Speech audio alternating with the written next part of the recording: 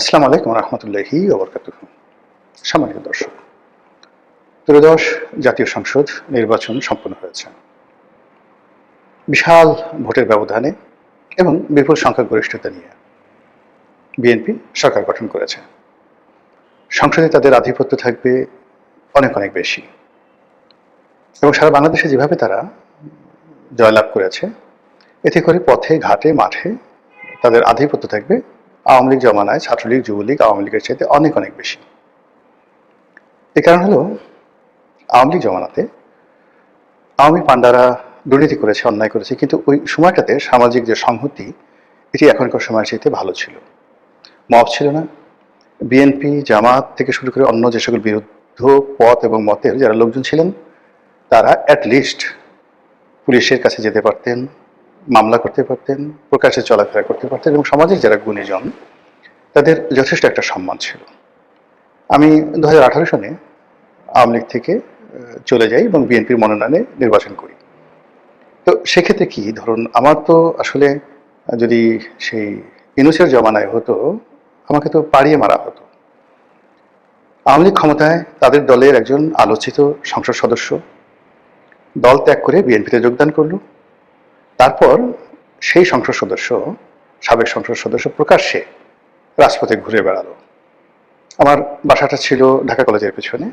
সকালে বিকালে আমি সেখান থেকে যখন যেতাম ঢাকা কলেজের সামনে, গভীর রাত পর্যন্ত 1টা-1.5টা পর্যন্ত 100, 150, 200 এরকম ছাত্রলীগের ছেলেরা ভিড় করতো, আর দিনে তো আরো বেশি।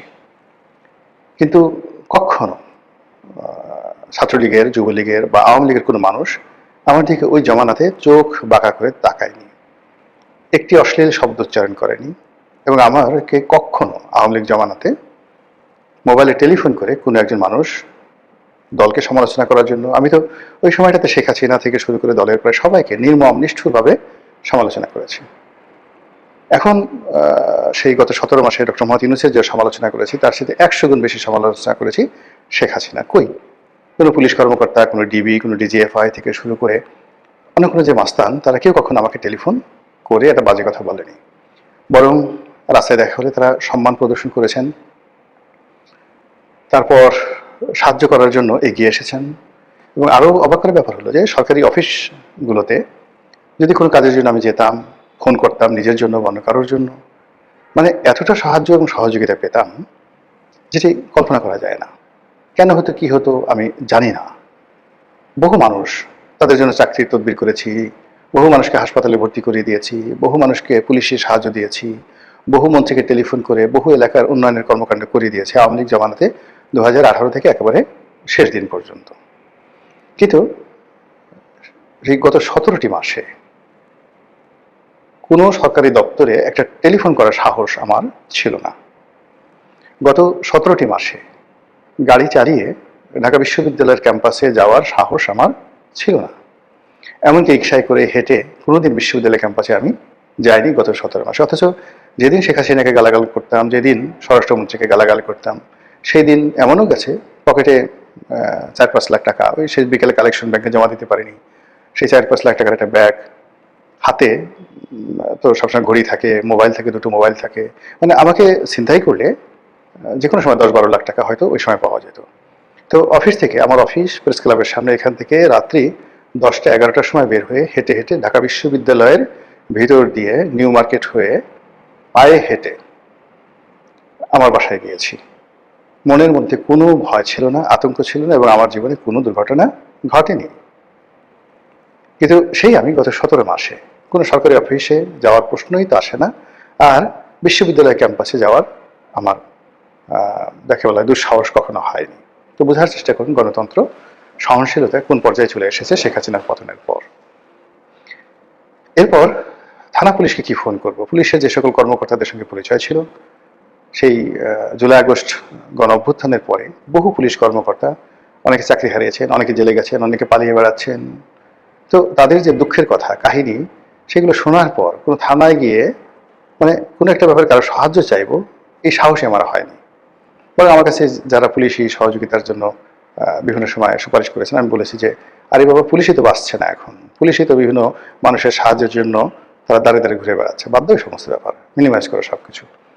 তো এই যে একটা মানে ট্রেন্ড গত 17 মাসে চালু হয়েছে, এটি বিএনপি ক্ষমতা গ্রহণের পর রাতারাতি চলে যাবে এটা আমার মনে হচ্ছে না। বরং গত 17 মাসে যে সকল বিশৃঙ্খলা হয়েছে আর্থিক খাতে, তারপর আন্ডারওয়ার্ল্ডে, ব্যবসা বাণিজ্য, বিশেষ করে 2 নম্বরই ব্যবসা বাণিজ্যে, টেন্ডারবাজিতে, এর প্রায় 99% কাজই বিএনপির লোকজন করেছে।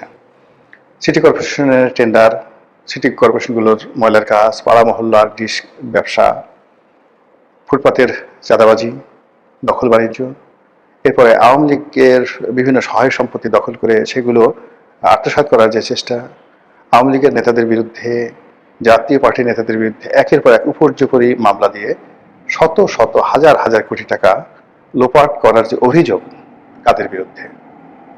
জামাতের বিরুদ্ধে, এনসিপির বিরুদ্ধে, নাকি চরমোনাইয়ের পীর সাহেবের বিরুদ্ধে? আল্লাহর ওয়াস্তে একটু বুকে হাত দিয়ে বলুন তো কাদের বিরুদ্ধে? এখন যারা এই ধরনের কাজকর্ম করেছেন, প্রায় তাদের সবার মধ্যে একটা ভয় ছিল যে জামাত ক্ষমতায় চলে আসবে। কেন আসবে? এর কারণ হলো জামাত সততার প্রচার করছে, জান্নাতের টিকিটের কথা বলছে, তারপর তাদের যারা রাজনৈতিক প্রতিপক্ষ তাদের দুর্নীতি, অনিয়ম, এই সকল কথাবার্তা তারা বলছে। তো কাজেই জনগণ হয়তো জামাতকে ভোট দিয়ে দেবে। কিন্তু যখন শেষ পর্যন্ত দেখা গেল যে জামাত জয়লাভ করেনি, বরং যে বিএনপির বিরুদ্ধে জামাত অভিযোগ করত যে তারা চাঁদা আদায় করে, চরমোনাই যাদের বিরুদ্ধে বলতো চাঁদা পড়ে পল্টনে, চাঁদা যায় লন্ডনে, তারপরে তারেক রহমান সাহেবের ঘেড়ি ভাঙা, কোমর ভাঙা, মিলিটারির মায়ের ফ্যানের সঙ্গে টানিয়ে বেদম প্রহার, এ সকল কথাবার্তা বলে তারেক রহমান সাহেবকে যারা ছোট করার চেষ্টা করেছেন, কার্যত দেখা গেছে যে তারেক রহমান সাহেব প্রধানমন্ত্রী হয়েছেন এবং জনগণ ওই যারা চাঁদার অভিযুক্ত সেই দলকেই জনগণ ভোট দিয়েছে। ফলে যারা চাঁদাবাজ, দখলবাজ, মামলাবাজ, গত 17 মাসে নবরূপে যারা যাকে বলা হয় অভিষিক্ত হয়েছেন, নবরূপে যারা ক্ষমতায় ফিরে এসেছেন, তারা চিন্তা করবেন যে আমাদের তো জনগণ ভালোবাসে। যদি চাঁদাবাজি অন্যায় হতো, দখলবাজি অন্যায় হতো, তাহলে তো লোকজন আমাদেরকে ভোট দিত না। যেহেতু লোকজন আমাকে ভোট দিয়েছে, ইট মিনস এটা বৈধ। এই বাংলাদেশে এটা আমাদের অধিকার, এটা আমাদের মানবাধিকার, এটা আমাদের রাজনৈতিক অধিকার। কাজে আমরা চাঁদাবাজি করবো, সিরিয়াসলি চাঁদাবাজি করবো, যে যাই বলুক না কেন। এর কারণ হলো তাদের যারা প্রতিপক্ষ তারা তো চাঁদাবাজিকে মেইন ইস্যু করে নানাভাবে তারা প্রচার চালিয়েছে, প্রোপাগান্ডা চালিয়েছে, কিন্তু জনগণ তো রেসপন্ড করেনি। তো জনগণ যেহেতু রেসপন্ড করেনি, কাজে আমরা অবশ্যই চাঁদাবাজি করব। তো এদের সংখ্যা কত হবে? 10 লাখ, 20 লাখ, 50 লাখ, যারা এই যে বিএনপির ক্ষমতার কালে নিজেদেরকে ভীষণ রকম বেপরোয়া, ভীষণ রকম শক্তিশালী, ভীষণ রকম যাকে বলা হয় যুদ্ধংদেহী বানিয়ে ফেলেছেন। তারা যদি আগামীতে এই যে সকল চাঁদাবাজি কর্মকাণ্ড সেগুলোর পরিমাণ বাড়িয়ে দেন, জনগণের উপর অত্যাচার বাড়িয়ে দেন, অতিরিক্ত অতিরিক্ত বিজয়ের আনন্দে, তাহলে সকল দায় দায়িত্ব এসে জনাব তারেক রহমান সাহেবের ঘাড়ে উঠবে। এবং 2001 থেকে 2006 সনে হাওয়া ভবন মূলত যে কাজটি করার চেষ্টা করেছিল ইতিবাচক অর্থে, রাজাকারদেরও তো একটা ভালো উদ্দেশ্য ছিল, আলবদরদের একটা ভালো উদ্দেশ্য ছিল, কিন্তু আলবদর সদস্য, রাজাকার বাহিনীর যারা সদস্য, তাদের নানা অপকর্মের কারণে এই দুটো বাহিনীর প্রচুর বদনাম হয়ে যায়, ইতিহাসে অভিশপ্ত হয়। তদ্রুপ হাওয়া ভবন মূলত বিএনপির একটা গবেষণা সেল ছিল। সেখানে বসে তারা চিন্তা করত কি করে রাজনীতি করা যায়। সেখানে তারা বিভিন্ন তথ্য উপাত্ত দিয়ে বিভিন্ন পলিটিক্যাল তারা এজেন্ডা তৈরি করতো, প্রতিপক্ষকে ঘায়ল করার জন্য রাজনীতির ন্যারেটিভ তৈরি করতো। তো এই উদ্দেশ্যে অনেকটা আওয়ামী লীগের সিআরআই এর মতো একটি গবেষণাধর্মী প্রতিষ্ঠান ছিল হাওয়া ভবন। কিন্তু সেই হাওয়া ভবনে কি করে ট্যাক্স ঢুকে পড়লো, কি করে ট্যাক্সি ঢুকে পড়লো, কি করে কন্ট্রাক্টারি ঢুকে পড়লো, কমিশন বাণিজ্য থেকে শুরু করে সব কিছু একত্র হয়ে হাওয়া ভবনকে মানুষের নিকট রীতিমতো একটি জীবন্ত, জ্বলন্ত আগ্নেয়গিরির লাভা বা জ্বালামুখ রূপে জাতির উপর চাপিয়ে দেওয়া হলো। ফলে কি হলো, জনাব তারেক রহমান সাহেব এত সুন্দর সুন্দর চিন্তা করলেন, ওখানে বসে এত ভালো ভালো কাজ করার চেষ্টা করলেন, তার একটিও তার কাজে এলো না। বরং তিনি সারা দেশে মিস্টার 10% হিসাবে পরিচিত হলেন এবং এটা আর মুছা গেল না। এই যে তিনি প্রধানমন্ত্রী হবেন, তার অল্প কয়েকদিন আগে টাইম ম্যাগাজিন তাকে নিয়ে একটা বিশাল প্রতিবেদন ছাপালো, যেখানে তাকে পরিগাল বয় হিসেবে বলা হলো। উচ্ছন্নে যাওয়া, বেহিসাবি, বাজে স্বভাবের, ঘুষখোর, দুর্নীতিবাজ একজন পুরুষ হিসেবে তাকে টাইম ম্যাগাজিন তুলে ধরলো। তো বোঝার চেষ্টা করুন যে পাপ কখনো বাপকে ছাড়ে না। অন্যের পাপ মানে আপনি কিচ্ছু করেন নাই, একেবারে নিরপরাধ, কিন্তু আপনার আশেপাশে যারা লোকজন রয়েছেন তারা অন্যায় করেছে, সেই দায় আপনি এড়াতে পারেন না। তো বিগত দিনে সেই দায় যদি এখনও তারেক রহমান সাহেবকে তাড়া করে, এবং বিগত দিনে যে নেতাকর্মীদের দাপট ছিল, শক্তি ছিল, অভাব ছিল, অভিযোগ ছিল, সেটি এই জমানাতে এসে এত ডিজিটালাইজড হয়ে গেছে, এবং এর সঙ্গে আর্টিফিশিয়াল ইন্টেলিজেন্স যুক্ত হয়েছে, এবং গত 17 বছরে তাদের যে না পাওয়ার বেদনা, না খাওয়ার বেদনা, সবগুলো একত্রে সুদে আসলে যোগ হয়ে যেভাবে এই সময়টিতে পথে ঘাটে মাঠে চাঁদাবাজদের যে দৌরাত্ম্য বৃদ্ধি পেয়েছে, এটা যদি অব্যাহত থাকে তাহলে বিএনপির পতনের জন্য আর কিচ্ছু দরকার হবে না, এই চাঁদাবাজরাই যথেষ্ট। মহান আল্লাহ আমাদের সবাইকে এই চাঁদাবাজের যে জুলুম অত্যাচার থেকে রক্ষা করুন, হেদায়েত করুন, দয়া করুন। আসসালামু আলাইকুম ওয়া রাহমাতুল্লাহি ওয়া বারাকাতুহু।